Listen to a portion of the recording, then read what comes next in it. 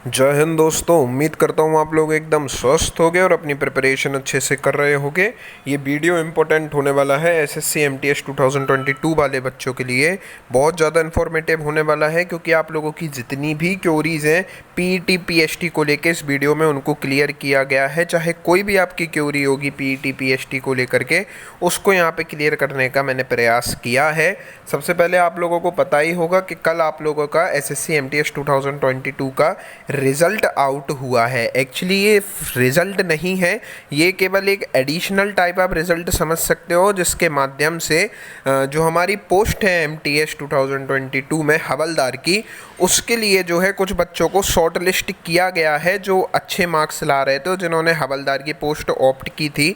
उन बच्चों को जो है शॉर्ट लिस्ट किया गया है आगे पीईटी पीएसटी के लिए, ठीक है ना। जो फिज़िकल एफिशिएंसी टेस्ट और आपका जो मेजरमेंट होना है फिज़िकल, उसके लिए जो है आप लोगों को शॉर्ट लिस्ट किया गया है। इस वीडियो में आप लोगों को प्रॉपर जानकारी देने वाला हूँ। मेरा एक्सपीरियंस कैसा था, पिछली बार मैंने भी जो है पीईटी पीएसटी दिया था, तो मेरा एक्सपीरियंस कैसा था, स्टाफ कैसा होता है, सारी चीज़ें आप लोगों को बताने वाला हूँ। अगर इसमें फेल हो गए तो क्या होगा, ये सारी चीज़ें कवर करेंगे। तो चलिए सबसे पहले आप लोगों को बताता हूँ कि एसएससी 2022 का रिज़ल्ट आप लोगों का आउट हो चुका है। एक्चुअली ये रिज़ल्ट इस टाइप का रिज़ल्ट है, आप लोगों का एमटीएस के लिए रिज़ल्ट नहीं है, या आप लोगों का हवलदार की पोस्ट के लिए बच्चों को शॉर्ट लिस्ट कर लिया गया है, उनके लिए ये रिज़ल्ट है। And candidates have been shortlisted for PET PST for the post of havildar, ठीक है ना। हवलदार की पोस्ट के लिए पीईटी पीएसटी जो होना है उसके लिए कैंडिडेट्स को शॉर्ट लिस्ट कर लिया गया है। आगे बढ़ते हैं, पीईटी पीएसटी में क्या होता है, ये आप लोगों का क्वेश्चन था, इसका मैं आंसर दे रहा हूँ। उसके पहले आप लोगों को बता दूं कि अगर आप लोग एसएससी के किसी भी एग्ज़ाम की तैयारी कर रहे हैं, जैसे SSC CGL CHSL MTS CPU stenographer आदि किसी भी पेपर की तैयारी कर रहे हैं, तो भविष्य में आप लोगों को पोस्ट प्रेफरेंस और स्टेट प्रेफरेंस भरना होगा, ठीक है ना। रिजल्ट आने के पहले एक्सपेक्टेड कट ऑफ की जानकारी चाहिए पड़ेगी, आंसर की के बाद रॉन्ग क्वेश्चंस के बारे में जानकारी चाहिए पड़ेगी। एसएससी के एंड से आने वाले नोटिफिकेशन और नोटिस को बिल्कुल सिंपलेस्ट भाषा में समझना पड़ेगा, तो वो सारी चीज़ों में मैं आपकी सहायता कर दूंगा। इसीलिए आप लोग चैनल पर जुड़ना जरूर इंश्योर कीजिए, स्पेशली वो बिगिनर्स बच्चे जिनको अभी पोस्ट प्रेफरेंस और स्टेट प्रेफरेंस आदि भरना नहीं आता है। चलिए आगे बढ़ते हैं, पीईटी पीएसटी में क्या होता है आप लोगों को इसके बारे में जानकारी दे देता हूँ। देखो पीईटी में क्या होता है, सबसे पहले इसको मैं जूम करूँगा। पीईटी में क्या होता है, पीईटी का फुल फॉर्म होता है फिजिकल एफिशिएंसी टेस्ट, ठीक है ना। फिजिकल स्टैंडर्ड टेस्ट पीएसटी का फुल फॉर्म होता है फॉर द पोस्ट ऑफ हवलदार। जो आपकी हवलदार की पोस्ट है उसके लिए पीईटी और पीएसटी कंडक्ट कराया जाता है। अब इसमें होगा क्या, पीईटी में आप लोगों का क्या होगा, फिजिकल एफिशिएंसी टेस्ट में आप लोगों का मेल जो कैंडिडेट्स रहेंगे उनको 1600 मीटर्स वॉकिंग करनी है 15 मिनट में, ठीक है ना। आपको वॉकिंग करनी पड़ती है, साफ साफ लिखा हुआ है, आप रनिंग नहीं कर सकते। 15 मिनट का समय रहेगा मेल कैंडिडेट्स के लिए, 1600 मीटर यानी कि 1 मील आप लोगों को जाना पड़ेगा। जो फीमेल कैंडिडेट्स हैं उनको 1 किलोमीटर की जो है वॉकिंग करनी पड़ेगी 20 मिनट में। ये आप लोगों का पीईटी हो गया, ठीक है। अब आगे बात करते हैं पीएसटी के लिए। पीएसटी का फुल फॉर्म होता है फिजिकल स्टैंडर्ड टेस्ट, ठीक है ना। फिजिकल स्टैंडर्ड टेस्ट का मतलब होता है आपके शरीर की नाप तौल की जाती है। इसमें सीधी सीधी भाषा में बोलूँ तो क्या मेजरमेंट मांगते हैं जो मेल कैंडिडेट्स हैं उनके लिए, हाइट मांगते हैं 157.5 सेंटीमीटर और 5 सेंटीमीटर का आप लोगों का रिलैक्सेशन मिल जाता है। गोरखास, असामीज़ और गढ़वालीस और स्केड्यूल ट्राइब्स आदि जो हमारी कैटेगरीज हैं उनको। चेस्ट की बात करेंगे तो 81 सेंटीमीटर का आपका जो है चेस्ट मांगते हैं बिना फुलाए हुए, और 5 सेंटीमीटर का एक्सपेंशन मांगते हैं आपके चेस्ट में, यानी कि हवा भरने के बाद। फीमेल कैंडिडेट्स के लिए भी आप लोगों का कुछ नियम है, क्या नियम है, 152 सेंटीमीटर हाइट मांगते हैं फीमेल कैंडिडेट्स की, और 2.5 सेंटीमीटर 2.5 सेंटीमीटर्स का यहाँ पर रिलैक्सेशन मिलता है गिवन कैटेगरीज में अगर आप आते हैं फीमेल कैंडिडेट्स हैं तो।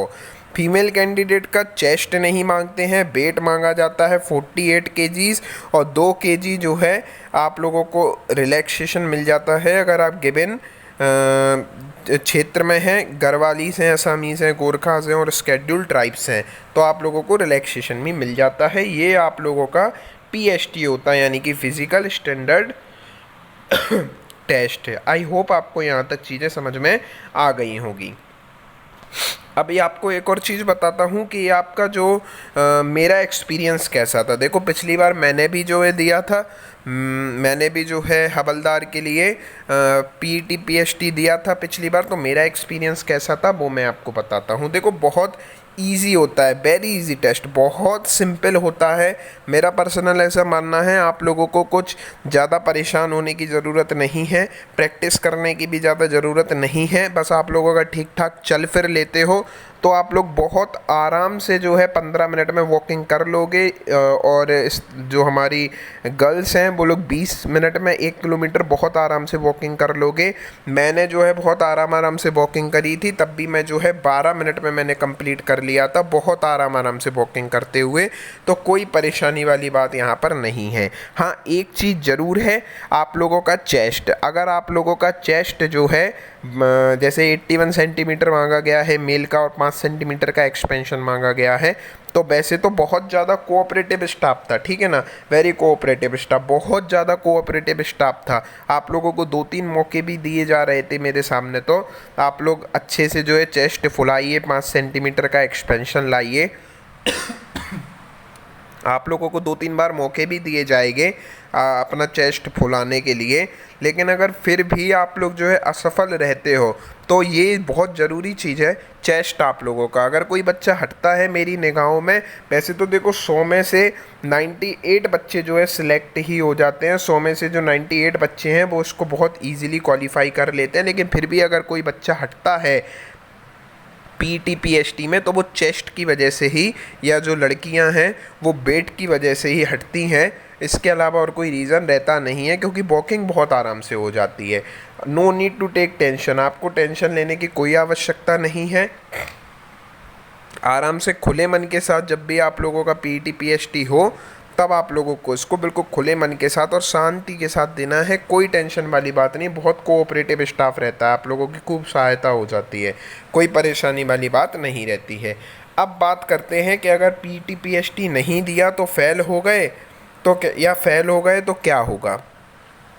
बहुत इंपॉर्टेंट क्वेश्चन है, बच्चे पूछ रहे थे सर अगर हम लोग पीटी पीएसटी देने जाएंगे और उसमें फ़ेल हो गए तो क्या होगा, या अगर हमने पीटी पीएसटी दिया ही नहीं तो क्या होगा।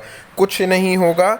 अगर आप लोग फेल हो गए पीटी पीएसटी में तो आप लोगों को जो है जो हवलदार वाली पोस्ट है आप लोगों की यहाँ पर, उसमें आगे के लिए कंसीडर नहीं किया जाएगा, पर आप लोग एमटीएस की पोस्ट के लिए जो है आगे कंसीडर किए जाओगे, कोई दिक्कत नहीं। और अगर आप पीटी पीएसटी देने भी नहीं जाते तो आप ओनली हवलदार की पोस्ट से ही जो है बाहर हटेंगे, और बाकी आप लोग जो है एमटीएस वाली जो आपकी पोस्ट है उसमें आप इन रहोगे, कोई दिक्कत नहीं रहेगी। तो अगर फेल हो गए पीटी पीएसटी में, देने ही नहीं गए, तो आप लोगों को टेंशन वाली कोई बात नहीं होगी। अब बात करते हैं कब होगा पीटी पीएसटी, तो मैं आपको बता दूं अगले महीने अक्टूबर के मिड में स्टार्ट हो जाएगा आप लोगों का।